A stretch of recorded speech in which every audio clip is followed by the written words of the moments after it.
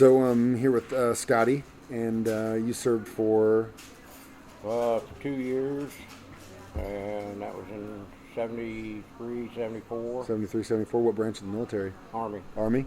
Cool. I see you got an Yeah. airborne patch on. It's awesome. Awesome stuff. Airborne aircraft sniper. Yeah, that's great. It's great. Did you? What got you? Were you drafted? Yeah. You were drafted. Were you into? I know it takes a lot to be actually considered to be a sniper. So how did that? How'd you go into? Just kind It of test was into it, or?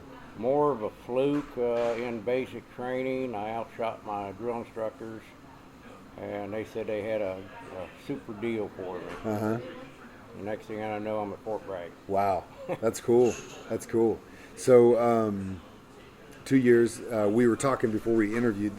You spent some time in Alaska after you got out, Right. and you said you were. Which I'm a big outdoor guy. I like floating, going outdoors, hiking, and stuff like that. Tell me about that. Well, in Alaska, I was an aircraft mechanic. I was everywhere in the state, and then I also did float guide service. That's awesome. So for bear and moose. Uh huh.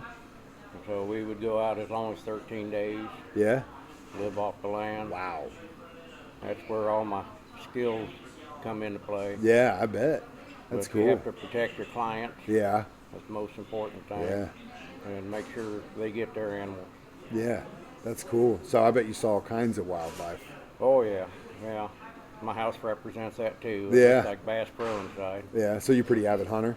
Oh yeah. Yeah. And do you still go pretty regularly, or? I go as much as I can. Yeah. I'm also a gunsmith, so Yeah.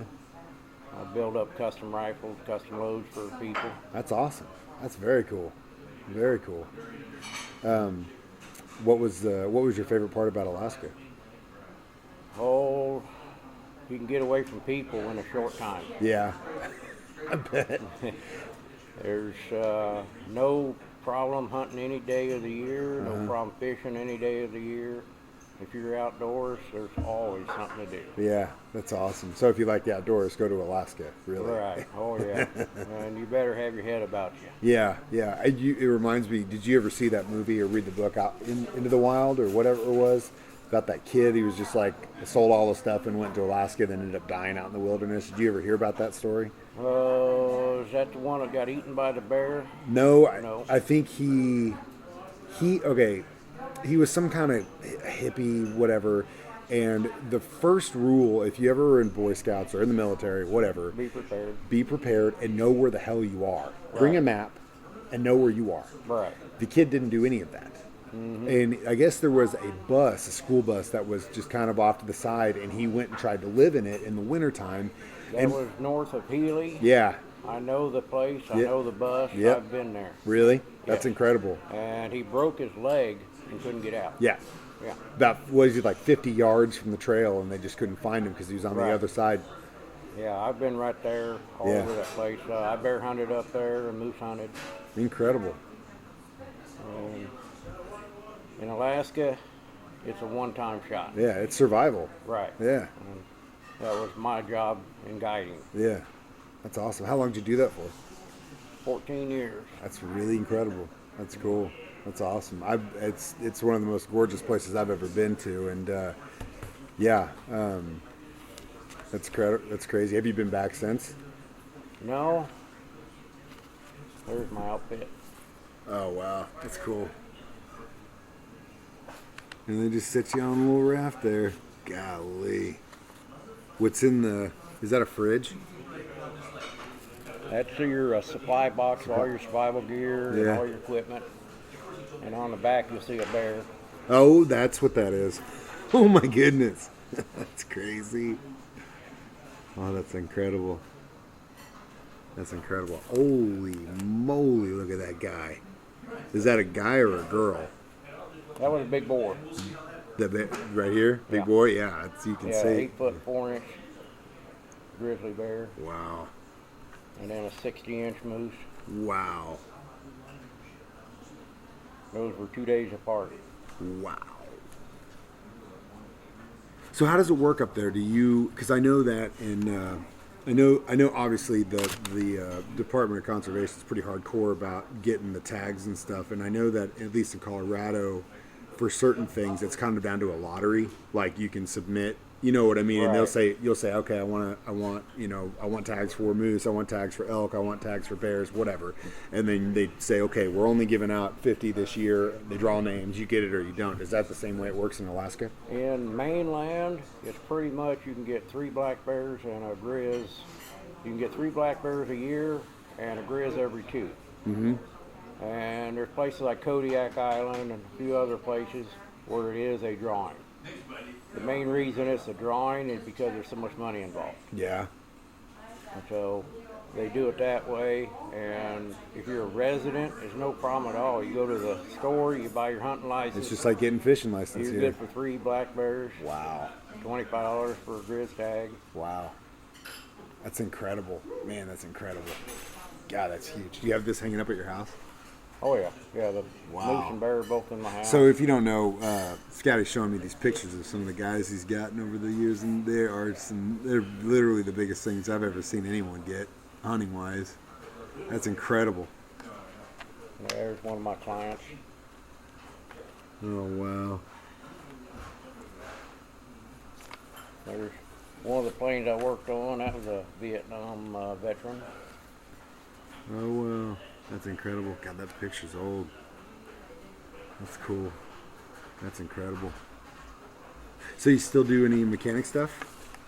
Yeah, I've had to be retired Uh-huh. because of losing too many body parts. Yeah. So I still have my own shop at the house. Yeah. You work on cars and stuff? Cars I don't like anymore. Yeah. Work on equipment and do custom fabrication. Oh, cool. That's awesome. Have you gone in hunting anywhere? I mean, I would, and you probably don't consider Alaska exotic. I would, just because it's so far from home. But have you gone anywhere else other than that, like exotic to hunt? No, well, I hunt on my place, and I've hunted Ohio, Michigan, Kentucky, Indiana. I've traveled around hunting. That's cool. We used to do a lot of predator control when I was young. Uh-huh. Tell me about that. Coyotes and What's stuff. yeah, okay. I see. That's Yeah. cool. That's 45 below zero. Jeez. That day there, we got 13 coyotes. What were they getting into? Oh, there's big flat areas up in Alaska. Uh-huh. You just take 4-wheelers, ride around, Yeah. and you can sit and call for about 2 minutes and have 6 or 8 of them come in. Wow. And they'll try to get you. Oh yeah. Yeah. See, I've always heard that, and not necessarily here. Well, actually, I've had some times where I've got a dog and we've gone out in, off, I guess they call backcountry camping, and you can hear them trying to draw him out. Mm-hmm. You know what I mean? Because they Right. want him to come out there. It's just, and he knows better. But it's always crazy to me how those guys operate. Incredible animals, man. Yeah, I always enjoy hunting animals that can hunt you. Yeah, That's why I specialize in bears, yeah, and I love hunting pigs. yeah. Go to Wild, Texas down wild, there. yeah. They got a whole hell of a lot of them in Arkansas. Yeah, and Yeah. then there's wild Russian boars in Alaska, up around Fairbanks. How big do those things get? Oh, 250 pounds, pretty good size. Yeah. Ones, but they're fast. Yeah, yeah. They'll.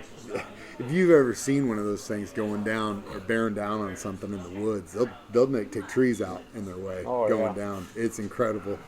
It's We were incredible. hunting wild pigs in South Carolina. I spent half the day in a tree, and that old boar was trying to take the tree down.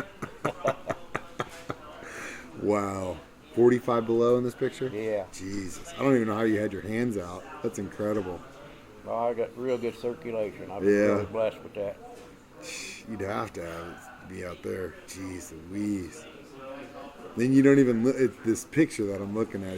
He's got a coyote or a wolf? It's a That's wolf. coyote. Yeah. And it doesn't look like the look on your. You would think that you'd sit 45 below, your whole face would just be white. There's color in your face. Yeah, yeah. And wolves up there, we used to get them 150 pounds all the time. Uh-huh. And that was a lot of fun doing that. Yeah. We'd be in camp, and you see the wolves walking in front. Yeah. So we'd get a few of those. Now, let me ask you this. I do a lot of camping. I'm in a hunted a handful of times. Mostly bow hunting is what I've done. But I have gone rifle hunting before. When I go camping, I hate sleeping on the ground. I hate it. So I sleep in a hammock. Do you prefer a hammock or the ground? Have you ever slept in a hammock overnight before? Well, I'll tell you, my time overseas, we would jump in and take 3 panels out of our chutes, and that was our hammock and our bug cover. Yeah, yeah. And just wrap yourself Yeah. in. With the snakes and stuff over there, you didn't sleep on the ground. No. But I can sleep on about anything. Yeah, I can't. To me, it's like if we go floating or overnight or anything, I just bring a hammock with a bug net. I'm done. That's all I Yeah. need. Hammock, bug net, I'm in. And I'll never get on the ground anymore. See, up north, That's you don't incredible. have the bug issue. Yeah, and you don't really want to sleep off the ground because it's too damn cold. So. Yeah, we had those 1-inch thick foam mats we'd put down, and the ground is mostly muskeg. Uh-huh. So it's just like a mattress. So you just lay that down, and then you just throw a tarp over you or set a tent up if you want. That's crazy. We slept along the rivers a lot. Yeah. Did you get some good fish up there too? Fishing? Oh, yeah. I bet you could just cast and pull all day long if you The wanted trick to. up there is how not to catch it. Yeah. We could go out there and throw the line in, let it hit the bottom, Uh-huh. and pretty soon something will pick it up and away it goes. Wow. I had some buddies that went to the border waters in Canada, and they kind of described it the same way. Like by the end of the week trip that they were on, they went on a canoeing trip, and it's actually pretty cool from what I understand. But at some points, you actually have to get the boat out of the water and hike it because it's not all connected. Yeah, you got to do a portage. Yeah, portage. And he said that it was like, dude, we were so full on fish. It was like being in Japan. I didn't want fish anymore. I was like, I want a burger. I want a burger so bad, or steak or something. That's funny. Yeah, well, on my float trips, I knew where all the good water was. I knew where all the fish were. And so I'd ask my clients what they want. So we would just go along there. If they wanted, 3-4 pound rainbows, we'd stop, get rainbows, and I'd cook them up for them. That's crazy. That's cool, man. That's really cool. And that's, what you were doing is kind of at like the beginning of, I'm sure that there were guided tours like that's been going on for a long time, but you see these kids now that go, especially places like that. I don't know. That's I think a part of this country and a part of, I don't know, men in general that doesn't really exist anymore. You don't really find it anymore. You know what I mean? There's too much population. Yeah, it's and we're too lazy and too complacent. And that just I've nothing but the utmost respect for a man who can especially go out into Alaska and Yeah, survive we would it. fly all the way up to the Brooks Range, which is almost Prudhoe Bay, and float all the way down to Fort Yukon. Yeah. And that's 11 days without seeing another human. God. So the first day out, you take a caribou or something to eat, and that's your meat for going down the river. Yeah. No. And then fish, of course, Yeah, as Dolly you go. Vardens. Yeah. God. The most I've done, I did a 5-day on the Buffalo, and I was done. And we didn't even rain one day we were on there. It was, And see, now, a person who likes his barley pop, okay, the water is 34 degrees all year.